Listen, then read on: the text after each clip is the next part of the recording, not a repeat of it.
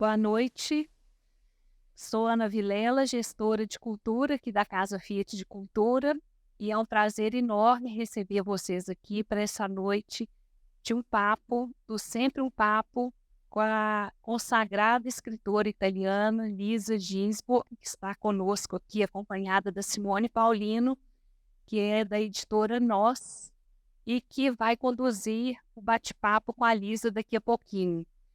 Eu gostaria de dizer que a Lisa passou esse fim de semana em Araxá, fazendo o lançamento nacional do livro Carapaz, no FLI Araxá, que é o Festival de Literatura de Araxá, e nos dá hoje esse prestígio de estar conosco lançando o livro aqui em Belo Horizonte. E os livros serão vendidos ao longo do bate-papo, ali na parte de fora, e ao final do encontro vai ter uma sessão de autógrafos. E eu gostaria de dizer que a Casa Fiat, ela tem um eixo importante de iniciativas voltadas para a literatura, trazendo sempre temáticas contemporâneas, como essa que a Lisa também traz nesse romance, que fala desse universo feminino. Mas a gente tem também o eixo da italianidade, né, até em função das raízes, né, da nossa instituição, e vai estar conosco também hoje aqui para dar uma palavrinha de boas-vindas, o vice-cônsul Ricardo D'Andrea, que logo em seguida chama a Lisa para falar com vocês. O bate-papo tem duração de 40 minutos, seguido de perguntas, né? E é um momento mesmo de estar com a Lisa por aqui. Eu aproveito para agradecer os, pa- os patrocinadores e parceiros desse evento, que é o Governo Federal, o Ministério da Cultura, por meio da Lei Federal de Incentivo à Cultura, o Instituto Cultural Vale, a CENIG, o Governo de Minas, e também gostaria de agradecer o apoio do consulado. Então, eu chamo agora o Ricardo, vice-cônsul, para dar as boas-vindas, e eu gostaria de dar os parabéns para o Ricardo, porque hoje é aniversário dele. Então, ele também, ele também nos prestigia, né, com a presença por aqui essa noite. Obrigada, então. Boa noite a todos. Boa noite. Obrigado, queridos, para a presença de todos vocês. O Consulado de Itália hoje tem a honra de estar aqui em Casa Fiat da Cultura, que a gente queria agradecer, não é? Na verdade, toda a equipe per questo meraviglioso evento, perché questo progetto, sempre un papo, è un'opportunità, não é? De aprender, crescer junto. E acho que o Consolato d'Italia hoje está em uma evolução, não é? Do ponto de vista cultural, porque tem a oportunidade, vamos dizer assim, também esta vez, de começar um novo evento neste mês de julho, graças à presença da nossa Lisa Gisbert, que está apresentando este fabuloso livro, que foi um dos livros que foi finalista do Prêmio Strega na Itália, não é? Quindi parabéns, parabéns de coração. Um aplauso para ela, por favor, porque é uma, vamos dizer, uma ocasião maravilhosa ter ela aqui, estar conosco. E não vou falar do livro, porque eu espero que você vai apresentar a todos nós a sua obra, que é um livro muito sentido, que eu finalmente recebi também com autógrafo, e quindi agradeço de coração. Agradeço a todos vocês por a presença. Ainda, ancora uma vez, obrigado, Casa Fiat, por essa oportunidade. De coração, gente. Boa noite a todos. Bom evento. Lisa, por favor.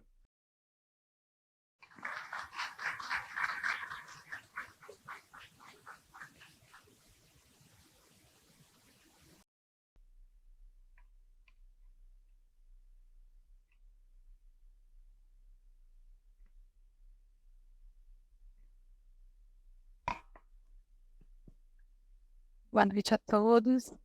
Não vou me estender nos agradecimentos que já foram feitos aqui, mas não posso deixar de agradecer ao Afonso Borges, que nos proporcionou esse encontro, que trouxe a Lisa para o Brasil e que fez toda a articulação para que ela estivesse aqui hoje, na Casa Fiat.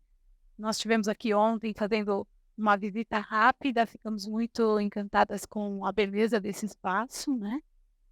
Essa relação com a Itália é sempre muito amorosa para mim pessoalmente, então é uma alegria estar aqui com vocês, mas obviamente vocês vieram aqui para ouvir a Lisa, né?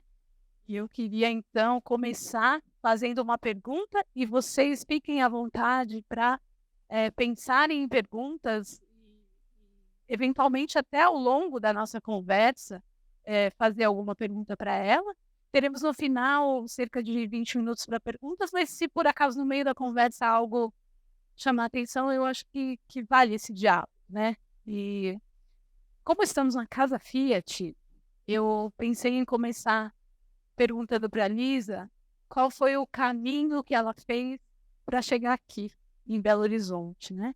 O caminho literário, o caminho linguístico e o caminho amoroso, né? Em relação a essa língua e a essa literatura brasileira, porque vocês vão ver depois que ela também tem um amor pela literatura brasileira, que é muito interessante, né? Então, eu queria que você começasse contando um pouquinho, Lisa, de onde você vem, onde é a sua casa? Boa noite a todos. Eu também agradeço muito por esse convite. Foi na Araxá, foi maravilhoso, mas hoje também é uma alegria ficar aqui com vocês nessa casa Fiat. É uma parte da minha raízes, falando de casa, chega do Turim. Então, para mim, é um pouco ficar em casa, porque não é que seja Fiat, mas Torino é uma cidade muito importante nas minhas raízes.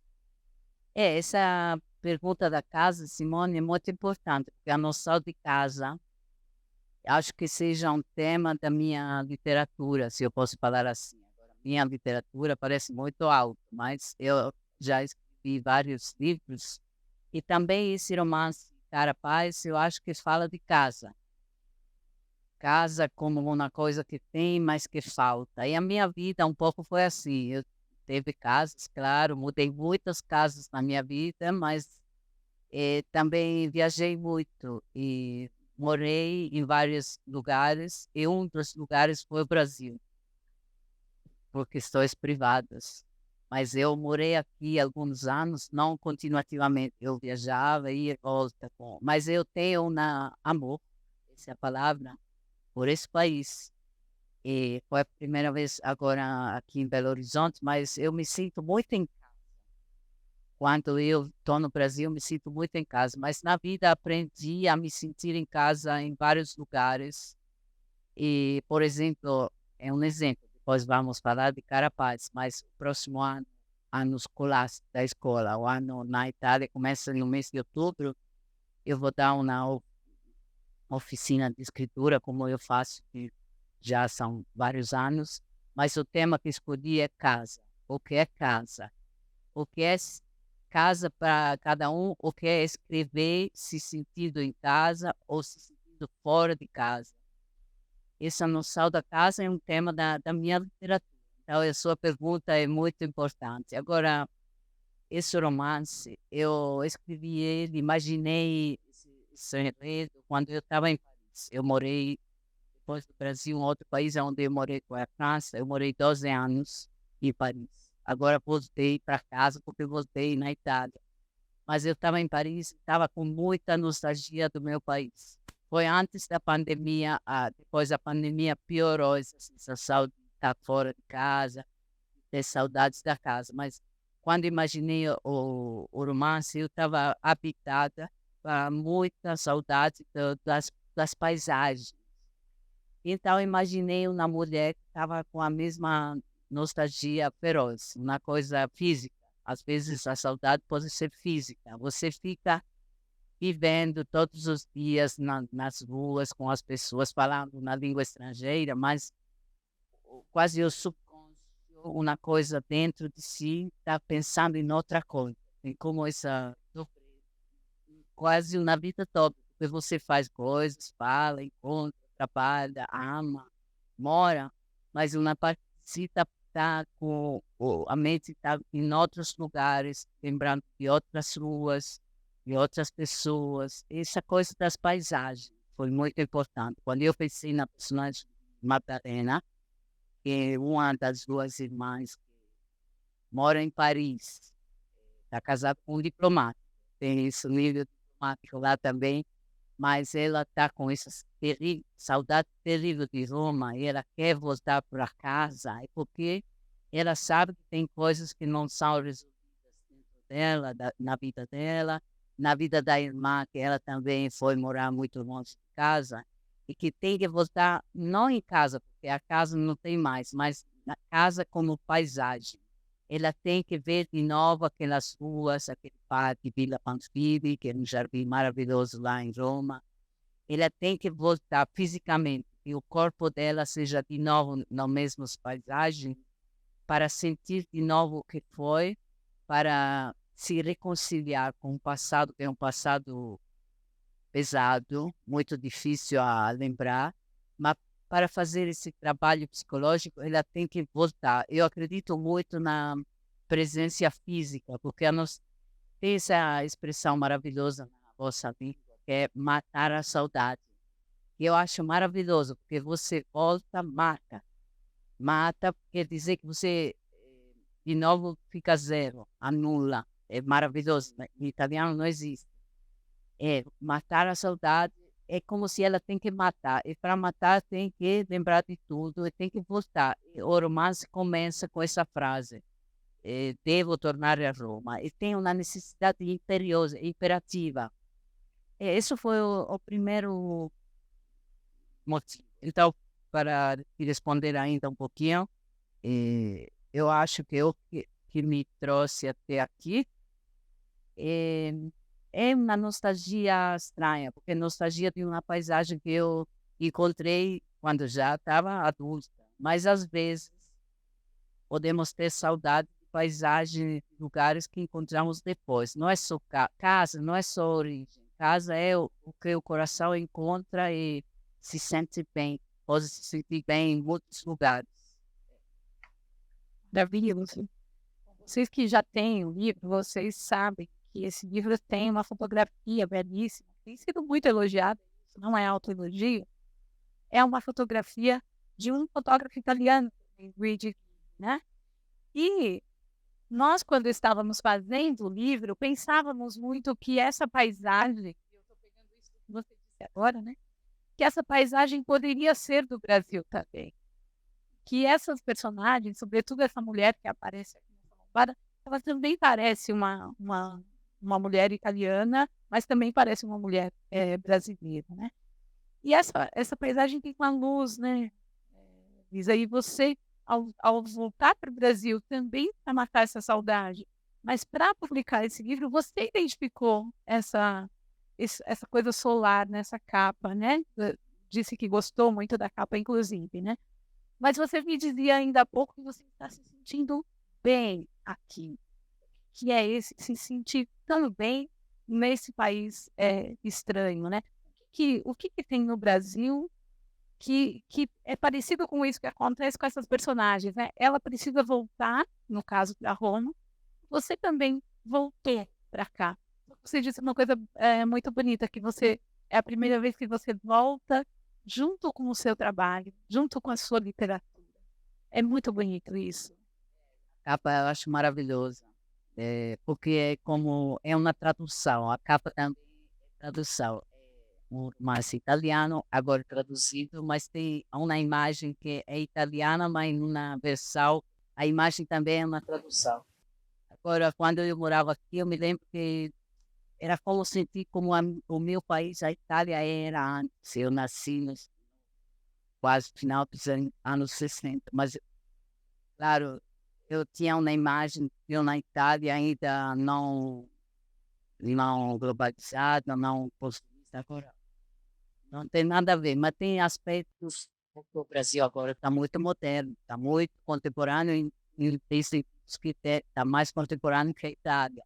Mas tem uma coisa na humanidade, na maneira de ficar com os outros, que me lembrava muito a Itália, como eu imaginava que a Itália era a Itália dos meus pais, a Itália de quando eu nasci, uma Itália muito humana.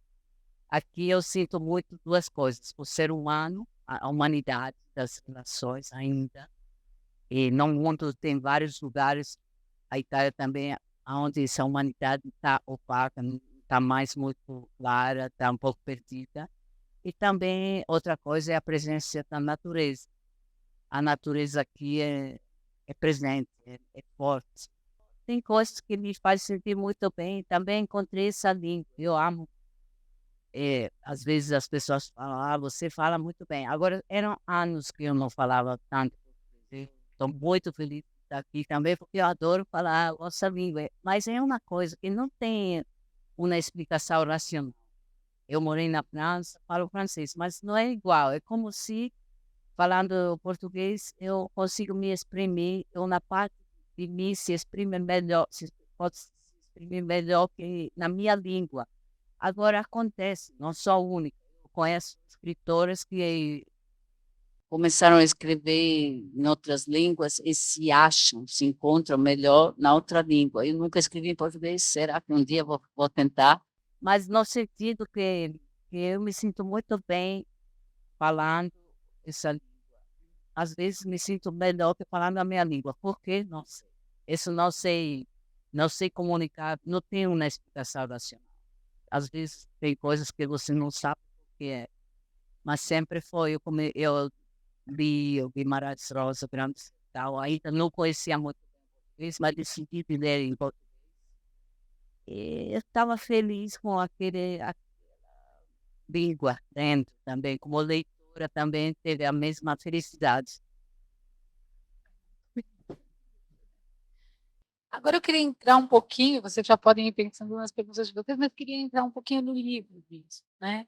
Uma coisa que eu não te falei nesses dias que estamos conversando é que o nome dessa mãe, eu não sei se você fez essa ligação, mas é Glória também, aquela personagem da Clarice Lispector, da Hora da Estrela, a amiga da Macabeia, né? Fiquei pensando nisso hoje, né? Mas estivemos hoje numa livraria aqui em BH e a livreira que nos atendeu tinha lido e falou com a Lisa com muito entusiasmo e destacou essa livreira, essa pessoa tão importante para nós que somos editores, escritores, leitores, né? Essa figura do livreiro, né? Ela falou para a Lisa, parece que ela lê muito e muito rápido. E ela disse, esse foi o primeiro livro que eu li que fala de uma infância de duas crianças abandonadas. E é muito interessante, porque todo mundo que lê o Carapaz, em geral, faz a primeira associação, que é a história de duas irmãs, né? E conecta sempre com o universo feminino e etc. E essa livreira falou da criança, dessas crianças, né? Como é que foi inventar essas crianças, essas duas irmãs ainda meninas? Onde é que você foi buscar essas duas crianças? Agora, com certeza, tem uma coisa autobiográfica no sentido que eu tenho lembrança um pouco triste da minha infância. Não é uma idade da minha vida que eu, às vezes, falo da infância, é uma idade maravilhosa, mas não é sempre assim. Tem muitas infâncias que são tristes. Não foi triste por razões materiais, por nada, porque eu chego de uma família onde não teve problema nenhum lado concreto, mas foi triste porque eu me lembro dessa sensação de solidão. Me sentia muito sozinha. Eu, mundo adulto, estava lá, mas agora, aqui termina o lado autobiográfico, mas eu queria, com certeza, tentar de me confrontar na palavra escrita com essa solidão. A ideia que as crianças podem se sentir muito sozinhas. E também eu queria muito tentar de aprofundar o tema da sororidade, o que é ser irmã. Eu tenho uma irmã na vida real, mas não tem nada a ver com essa história. Mas eu queria tentar escrever sobre o que é uma grande união de duas crianças que são um pouco abandonadas. Uma situação de compartilhar essa solidão. Isso foi o primeiro motor. Depois chegou, eu trabalho assim, são como raios, chegam as imagens e começo a trabalhar com imagens. Chegou a imagem da Madalena, a primeira, que é a maior. Pensei que ela era menos bonita que a outra, pensei nesse olhar, trajetórias e olhares. Isso também sempre, para mim, é muito interessante, como é o ponto de vista dela, e depois é a voz que conta a história, mas um olhar que não era invejoso, mas era um olhar sobre a outra Nina, que era mais bonita, mais egocêntrica. Esse olhar da outra Madalena, que é mais tímido, invadido pela beleza da outra, mas também protetor. Isso foi a primeira coisa, foram as duas, essa trajetória psicológica de olhares, mas também de proteção recíproca, solidão recíproca, mesmo que seja uma expressão um pouco estranha, mas solidão recíproca. Depois chegou a situação, porque eu imaginei uma coisa muito estranha, os pais são vivos, mas se separam de uma maneira bastante violenta,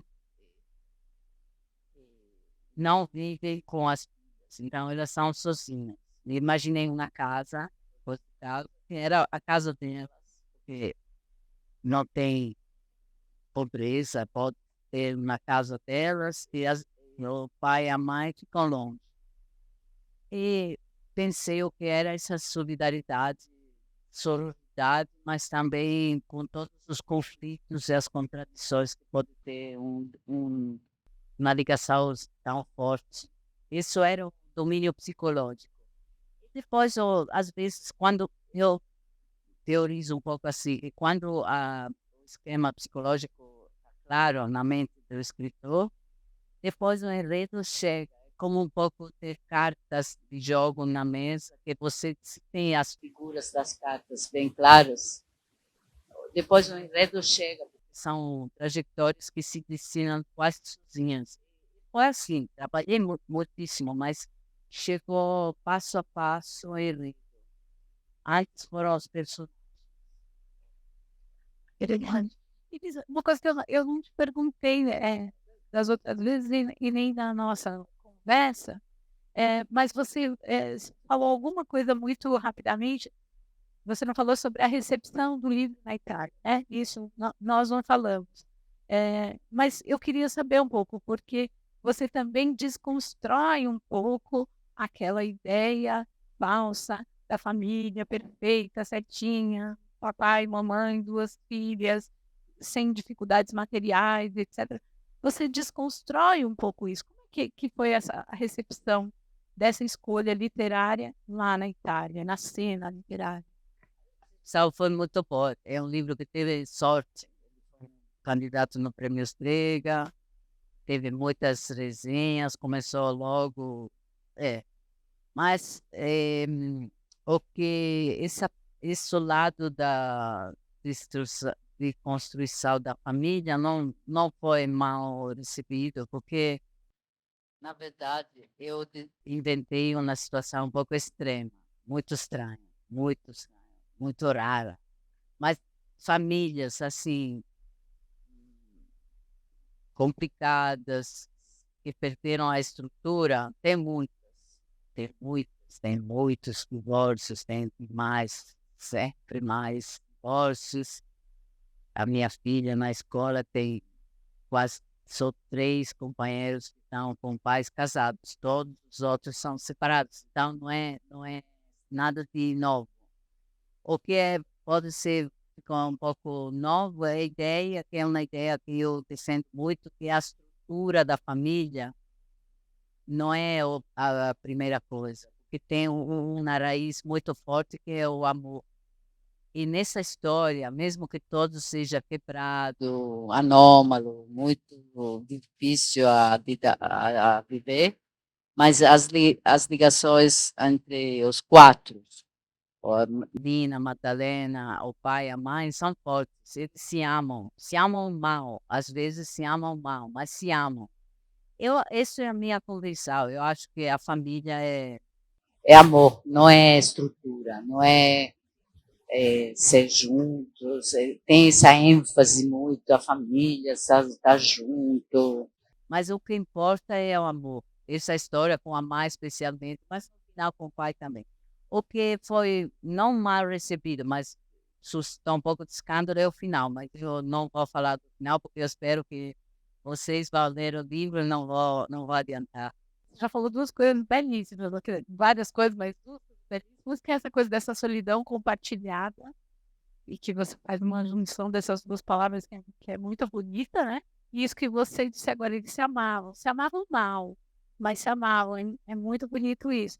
Uma coisa que eu, como a primeira leitora, antes de publicar aqui no Brasil, uma coisa que me atraiu muito no livro, quando eu li a primeira vez, foi porque você usou uma outra expressão agora, você falou assim, eu fiz uma coisa extrema, né? É, é que você conseguiu trabalhar um estranhamento dentro do familiar, que é algo que o próprio Freud trabalhou muito sobre isso, né? Que nos atrai sempre aquilo que é, ao mesmo tempo, estranho e familiar, né? E você trabalhou isso muito bem dentro da família. Isso é muito interessante, porque a família, afinal de contas, é isso também, né? É família, é familiar, porque está ali com você o tempo todo, mas ao mesmo tempo são todos estranhos, somos todos estranhos uns, para os outros, né? E você falou dessa psicologia, né? Você estudou alguma coisa dessa construção psicológica dos personagens, ou isso é uma coisa que te veio, que você desde sempre? Ali eu acho que conta a minha história, porque eu chego de uma família de literários famosos, mas também eu chego de uma família que teve muitos divórcios, teve muitos conflitos, uma família complicada, falo da família grande, né? São nossos pais. E essa solidão que eu sentia, que ainda sinto, lembrando da minha infância, é uma coisa que me suscitou muitas reflexões. Não foi tanto estudar, mas o que me interessa sempre é como a pessoa possa chegar a encontrar ela mesma além da família. E isso foi a minha trajetória. Claro, eu decidi ser escritora, tendo uma avó tão famosa, um pai assim, a mãe, né? A minha mãe também, todos escrevendo livros. Foi uma escolha um pouco corajosa, né? Porque não era fácil. Mas isso, claro, me deu a pensar o que é encontrar a própria voz, a própria história, e num panorama que já está lotado de outras vozes e outras histórias. Isso é o tema. Mas a trajetória da Madalena, falamos, não é protagonista, mas a voz que conta esse romance, é um pouco igual, porque ela, na verdade, está se procurando. Ela é uma mulher burguesa, está em Paris, está bem casada, tem filhos, tudo está certo, mas tem esse passado, essa infância anômala, e ela tem que pensar de novo a tudo porque não está se encontrando mais, ela não está bem. Agora, cada um tem a história dele. A família dessa é um pouco distópica, porque tem é um grupo, mas como você fala de estranhamento, cada um tem a sua identidade, a sua história, tem que encontrar essa história, porque senão não tá feliz, tem muita vida que continua não se encontrando. Essa mulher se procura e para se encontrar tem que pensar na mãe dela muito, o pai também, toda a história. Também é muito um romance que fala de mãe. É um romance que fala do amor pela mãe. É um amor que eu penso sempre que é uma forma de amor imenso, né? E essa mulher tem que pensar na sua mãe, perdoar a mãe, compreender a mãe. Isso é um caminho que cada um faz. O pai também, mas a mãe. Já que você tocou nessa questão, né, familiar, pessoal, né? Essa tua história que é incontornável, né? Você É neta da Natalia Ginsburg, é filha do Carlo Ginsburg. A gente vai nas livrarias, as pessoas olham e falam, eu li seu pai, eu li sua avó e tal, né? E A Clarice, que é uma autora, depois você pode falar um pouquinho também, uma autora de quem você gosta bastante. Eu tive a oportunidade de conhecer a neta da Clarice Lispector, que ela faz colagens, né? E, inclusive, ilustra algumas capas das novas edições da Clarice. E um dia ela me disse que, quando ela era criança, as pessoas olhavam para ela de uma maneira estranha na escola. E ela não entendia. E falavam muito da avó dela. E ela falou, mas para mim ela era só a minha avó. Ela não era a Clarice Lispector. Ela demorou muito tempo a entender quem era a avó dela, né? E teve muita dificuldade de lidar com isso, né? Porque Clarice é imensa, né? Como é que você lidou com isso no sentido de quando você soube que a sua avó era uma grande escritora? Quando você percebeu isso? Na minha memória eu percebi sempre, porque eu sempre ficava vendo ela trabalhar, escrever, publicar livros, ela sempre me apresentava o livro dela e autografava para mim, eu tenho todos os autógrafos, era uma coisa. Agora, a dimensão do sucesso é uma coisa que eu reparei muito cedo, mas para mim não foi difícil no momento que eu decidi escrever, mas antes não foi muito difícil. Agora, eu me lembro, na escola, teve fofoca, ela está ajudada pela avó, que escrevia muito bem, mas se não foi uma coisa que eu vivi mal. Nem vivi mal depois, só que ficou mais difícil, claro. Ficou difícil.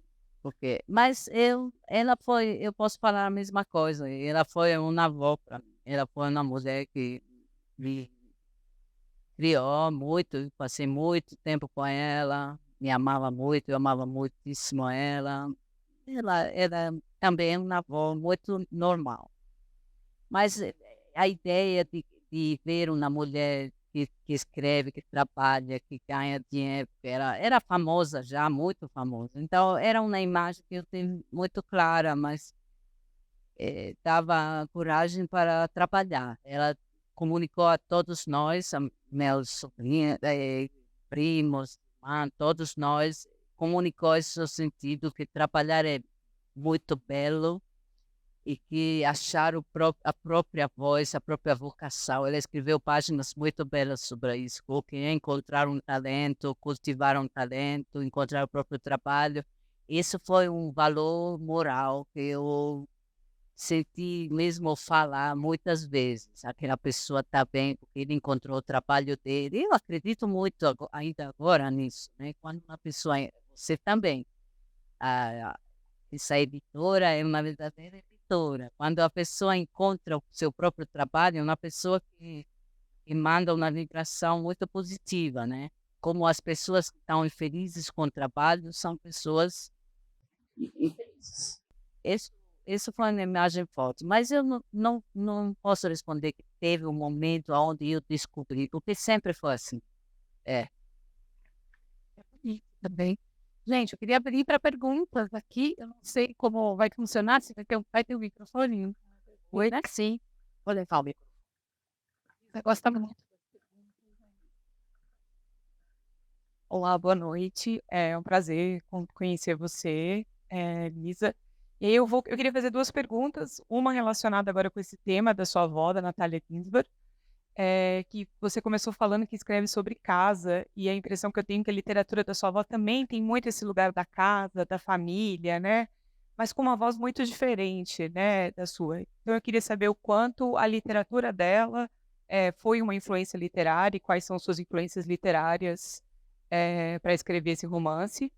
E uma outra pergunta é sobre relação à tradução de Carapaz, que faz um jogo ao longo da narrativa. Se você ficou satisfeita com a tradução em português, assim, porque na hora me deu muita vontade de saber italiano para ler o livro em italiano, para ver como ficaria naqueles momentos em que houve a tradução. Obrigada. Obrigada. Esse tema com certeza teve uma grande diferença, mas teve também na relação, porque a minha avó morreu, eu estava já com 25 anos, então temos tempo de falar muito, era uma relação muito forte. E essa diferença foi formulada. Ela falava, eu amo a família, você, mas eu estava já viajando, era assim. Mas o tema da casa, ela teve essa força de criar ela morava numa casa muito bela lá em Roma, que depois acabou, não tem mais linda, lindíssima. E era uma casa, era aquele lugar onde eu como os outros, nós íamos, era a família, né? Porque a família estava já muito compartilhada, complicada, mas a casa, ela criou, não é só que ela escreveu muito sobre família e casa, era a natureza dela, ela fazia casa. Tem aquela pessoa que faz casa, aquela outra que tem casa dentro, mas não tem essa relação com casa. E eu amo muito os livros dela, mas não posso falar que seja uma referência literária no sentido que, por exemplo, eu falei muito com a Simone nesses dias sobre Elsa Morante, uma outra escritora italiana que era também amiga da minha avó e que para mim é uma referência no sentido que são os livros que eu mais amei muito ela, né? Não é que não amei, mas se você me pergunta sobre referência, quer dizer, como pessoa escritora que tem as suas ídolos, Elsa Morante é, e tem outros, tem Clarice Lispector também, que eu conheci um pouquinho quando estava mais jovem, depois eu li muito. Depois tem Chekhov. Os contos, as novelas de Chekhov, para mim, é a coisa mais maravilhosa. Mas tem outras, sei, às vezes acontece que tem escritoras, agora, por exemplo, na Itália, foi traduzida uma escritora francesa, Inés Cagnati, que estava desconhecida, ela morreu 20 anos atrás. Maravilhosa, ele é o melhor livro que eu li de anos e anos. Quero dizer que tem referências nos clássicos, mas tem também encontros com livros extraordinários que dão uma grande força, né? E a segunda pergunta, agora, eu não li agora integralmente ainda a tradução, porque, na verdade, eu encontrei finalmente o livro há poucos dias, mas nesses dias eu li várias páginas, estou muito feliz. Essa da Francesca Cricelli é uma tradução maravilhosa. Eu senti que a Francesca entendeu perfeitamente a minha voz, o timbre da voz, perfeitamente, e eu sinto, Mas e o carapá? A questão da. desculpa, agora na versão italiana, carapace é um jogo de palavra, porque é carapace, carapaz, mas é também carapaça, junto, a palavra junta, carapace, é a carapaça da tartaruga. Esse título chegou tarde no meu trabalho de escritura. Chegou quando quase estava acabando o livro. Como a tartaruga é um animal que eu gosto muito, sempre pensei, porque tem a ver com o tema da casa, né? E casa, eu falo isso também no livro. Casa mesmo, estar em casa, sair quando tem essa dimensão de casa e não casa, que é um tema, é um meu tema. E também eu escrevia muito essa palavra. E, há um momento, tem Madalena que fala carapace, carapace, carapace. A palavra se separou.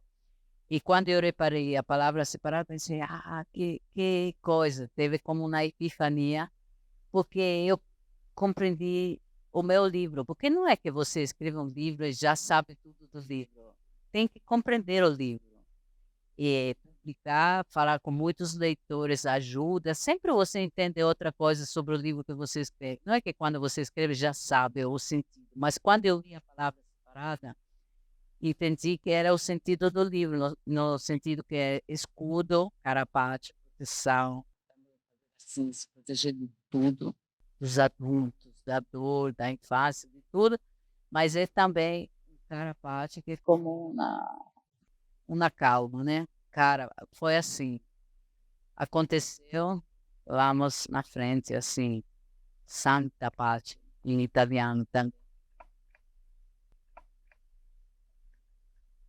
Alguém mais quer perguntar?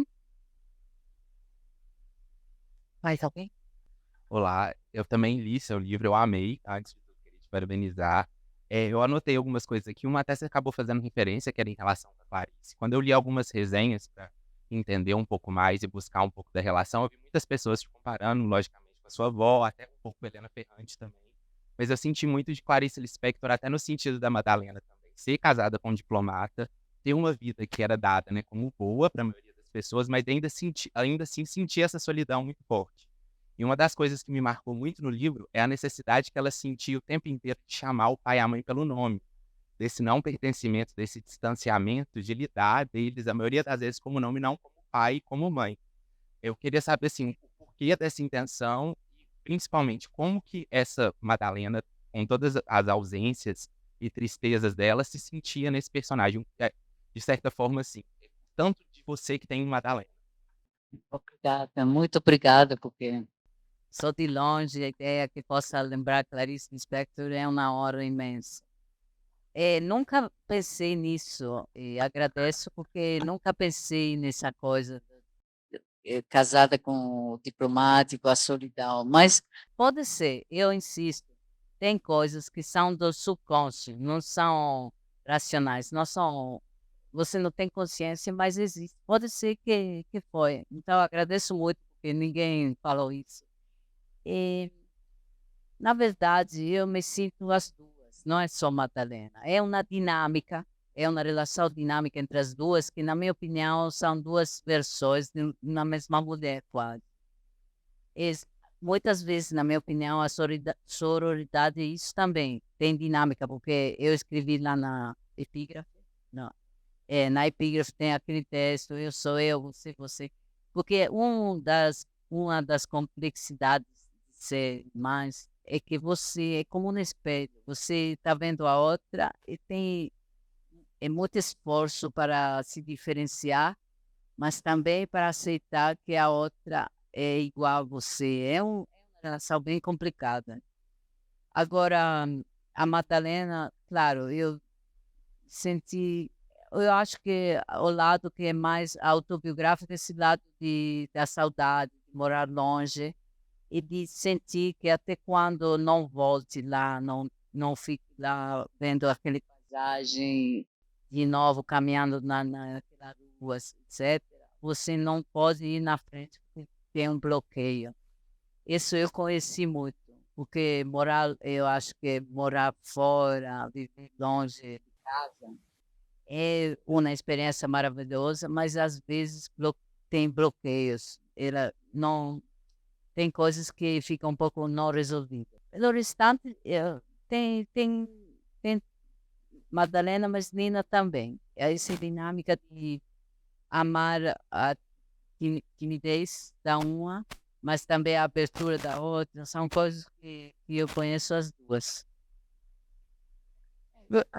Quando você perguntou, eu lembrei imediatamente de um texto da Clarice em que ela fala do silêncio de Berna, porque ela está justamente, é uma carta, se eu não me engano, que ela está acompanhando o marido, diplomata, em Berna, e é um texto em que ela diz que não há um galo que cante em Berna.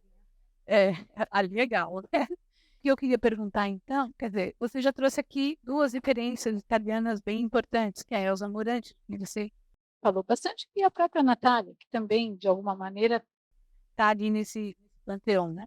E falou da Clarice, que eu também concordo com você, que tem umas coisas reconhecíveis ali, né? A Glória, por exemplo, que é o nome que eu falei, que às vezes fica ali no inconsciente, né? Agora, você falou da Elsa, falou da Natália, falou da Clarice. Mas quem mais nessa cena da escrita? E é difícil de dizer assim, mas essa escrita feminina, quem mais? Com quem você dialoga? Com quem você conversa no contemporâneo? O que tem no contemporâneo que você gosta? Porque você tem falado muito da falta da ficção, né? Uma certa saturação da autobiografia, do autobiográfico, da autoficção, e uma falta da fantasia e da ficção na literatura contemporânea. Queria que você falasse um pouquinho de... Agora, conversar com outro autor pressupõe um silêncio, né? Porque o que falta, na minha opinião, agora na cena literária italiana é silêncio. Porque todo mundo fica muito falando, se auto-representando, apresentando livros. É muito bom, claro. Hoje também estamos aqui, eu estou muito feliz de falar, mas tem que estar um silêncio, mas tem a ver com a idade um pouquinho. Por exemplo, tem um escritor, Domenico Starnone, que eu amo muito. Ele não é mais velho que eu. Agora sim, está me ouvindo falar velho, mas ele está com uma idade. Ele, quando eu fico lendo os livros dele, eu sinto que tem aquele silêncio de uma pessoa que, de verdade, se afasta pelo momento que ele trabalha e que escreve, se afasta do mundo, inventa o mundo dele, fica dentro daquele mundo, e o principal é essa coisa. Tem outros livros que são bons, mas você sente uma construção calculada um pouquinho, né? Eu gosto muito dos livros onde posso sentir que tem uma necessidade profunda, íntima, e não gosto de livros onde eu sinto que tem um cálculo. Nessa época não é fácil, como eu faço. Agora eu queria falar que são poucos dias que eu estou aqui no Brasil de novo, porque era muito tempo que eu não voltava, mas eu senti que, eu falei para você, me parece que aqui a cena literária, a vida dos livros está muito mais viva que na Itália nesse momento. Mas pode ser uma impressão de uma pessoa que está um pouco cansada do panorama. Mas para te responder, tem que fazer o que a imaginação está ditando. Eu tenho ainda essa imagem um pouco antiga da literatura.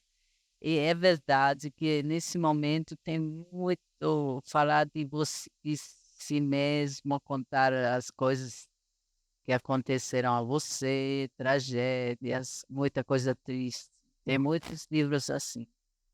E parece que as pessoas querem saber o que é o escritor como pessoa, como personagem, mas como homem ou mulher que está vivendo uma coisa, ou como ele é na vida privada. Eu acho que tem que voltar um mistério, porque quando Clarice Lispector escrevia, ninguém sabia muito da vida dela naquele momento. O escritor era os livros que ele escrevia. Eu gosto que agora é difícil, porque agora hoje para vender livros tem que se mostrar muito, falar muito, mas tem que deixar um pouco ter pouco pudor.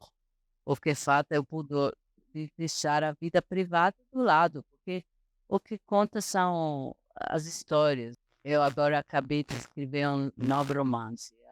A editora italiana me ligou e no telefone, no final, quando eu acabei, mandei a última versão. Tivemos uma conversa no telefone e ela falava, ele e ela, não falo, mas falava dos meus personagens como pessoas. Discutir. Isso é uma joia para mim. Quando você conhece isso, quando você pode conversar sobre os personagens. Mas agora tudo é o que é verdade, o que é. Claro, não, apreciei muito a pergunta, não é isso, mas em geral é aonde é o escritor, o que ele faz. Eu acho que tem que voltar à ficção. Ficção no verdadeiro sentido da palavra, porque a literatura tem que ser um outro mundo, tem que trazer outras personagens que não tem nada a ver com a realidade, tem que ser um nutrimento. É bem bonito isso. Eu fiquei pensando porque fiquei pensando no extremo, fiquei muito com essa sua palavra, do extremo dessa fabulação, né, que a gente tem sentido tanta falta por causa dessa realidade nua e crua que está sendo posta na literatura, né? Um dos extremos é o próprio Caolino, que não só ele inventa cidades, ele inventa mundos, inventa personagens, né?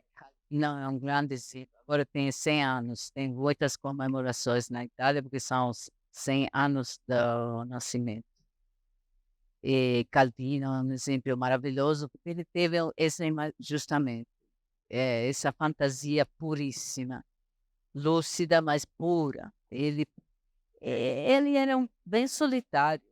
Era um homem que não gostava de aparecer muito. Mas agora o mercado mudou muito, né? Não pode falar, porque hoje um escritor da minha idade ou mais jovem que quer ser como Calvino, é muito difícil que ele tenha muito sucesso. É outro mundo, porque hoje aparecer é tudo, se mostrar. Só que eu espero, sinto, rezo que possa voltar aquele mistério. E que possa ser de novo que eu conto são os livros, a qualidade da fantasia. Não sabe, o escritor onde é? Não se sabe quem é. O exemplo da Ferrante é isso, né? Incrível. Ninguém sabe de verdade quem é, tem hipóteses, mas ninguém realmente como ela é, o que ela. Não me adianta eu te perguntar, você conhece pessoalmente o Stannoni? Nem adianta eu te perguntar se a Ferrante é a esposa do Stannoni, que você não vai responder.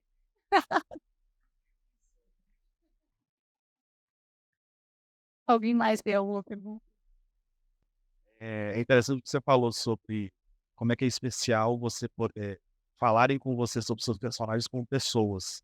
E eu acho que, assim, esse é o meu primeiro contato com sua literatura e realmente, assim, a gente termina o livro, esses personagens eles acompanham a gente como pessoas. Você cria personagens que são muito eles são muito humanos, são profundamente humanos, tanto em suas qualidades, mas também, sobretudo, em suas falhas, e que é algo tão intrínseco a gente, né. Sobretudo as 3 mulheres, as 2 filhas e a mãe. E lá em Araxá você comentou sobre questionamentos que te fizeram na Itália sobre a Glória, né, assim, que ela é uma mulher que abandonou as filhas. E ao longo da conversa, tanto em Araxá quanto aqui, a gente, acaba voltando muito na mãe, na questão da mãe, nesse abandono da mãe e nessas 2 filhas que crescem com essa presença e na verdade, parece que quanto mais ausente ela fica, mais presente ela está, porque ela é presente na memória e no desejo dessa, né, no desejo de ter essa mãe por perto. Mas o que é muito marcante para mim no livro é essa ausência do pai, que para mim também, por diversos momentos ali, me parece muito mais cruel e muito mais complexa. Esse pai que está literalmente ausente, ele está dentro de casa e ausente, ele está dentro de casa e abandonado. E as abandona, né, elas são órfãos de pai com o pai dentro de casa.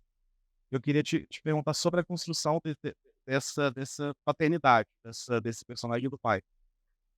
Ricardo, um dos comentários sempre foi lá na Itália que eu tinha construído uma história com mulheres fortes e homens fracos.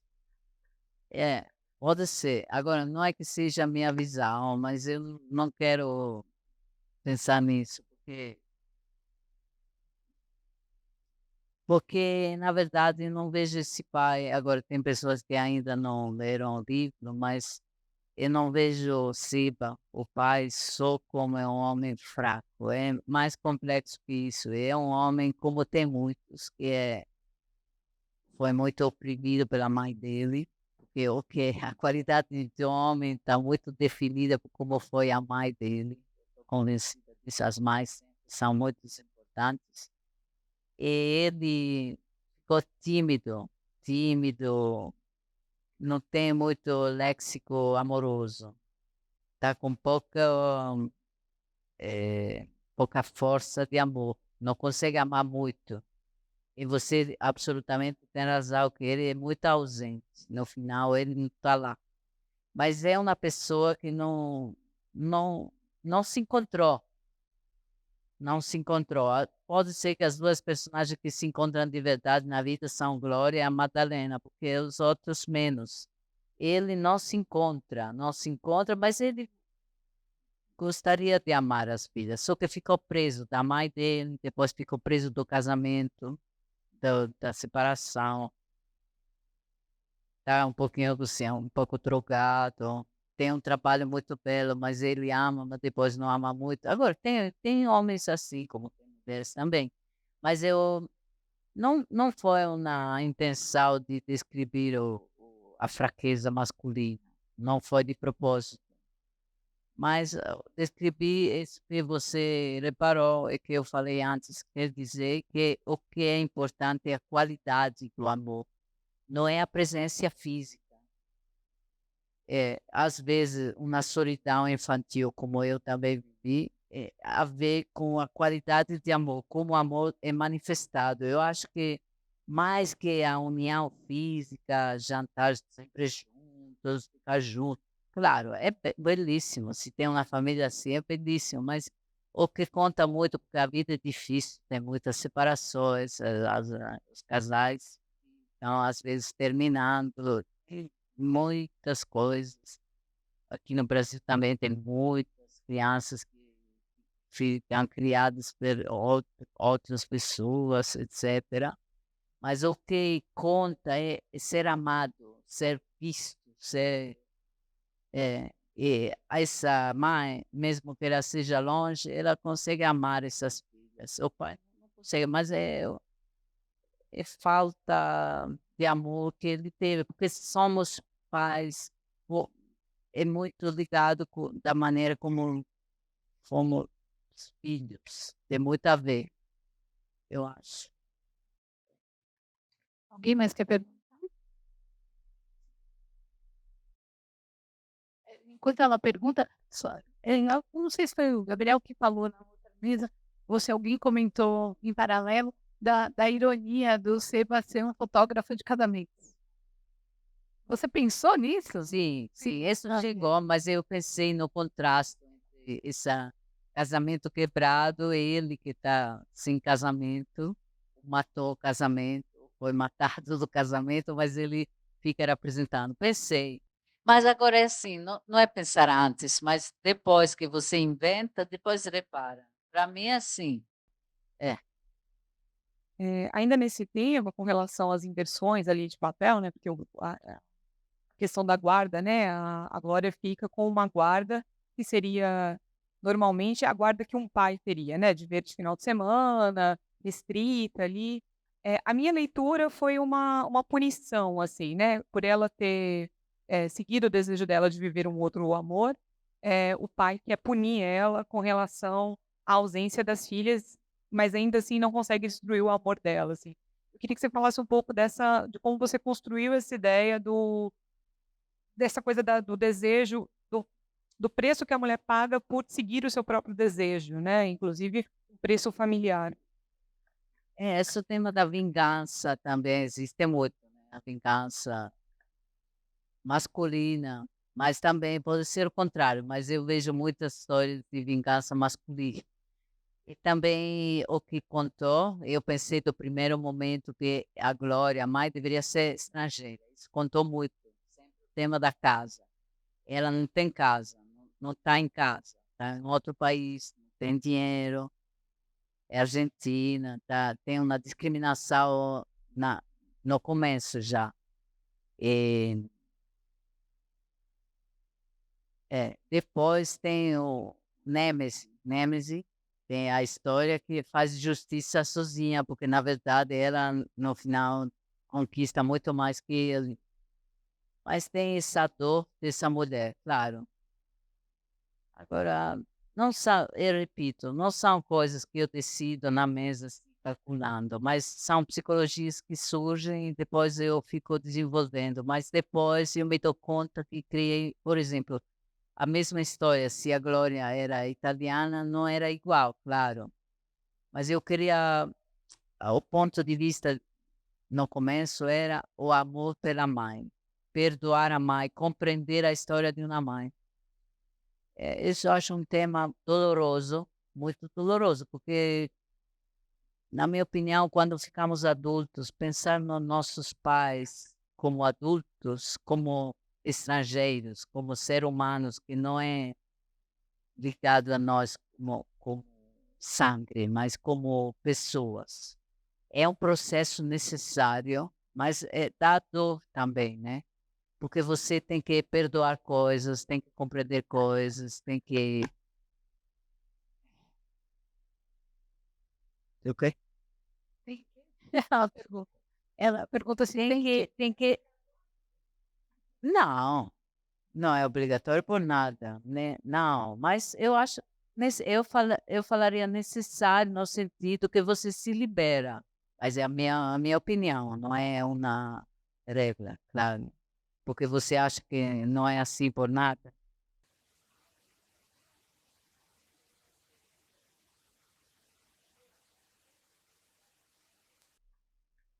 Não, não, não, não queria falar nesse sentido, não. Não, eu acho que é uma sorte se você consegue fazer, mas às vezes tem várias possibilidades. Mas eu acho que você como pessoa se consegue é uma questão de leveza, de liberar-se de pesos.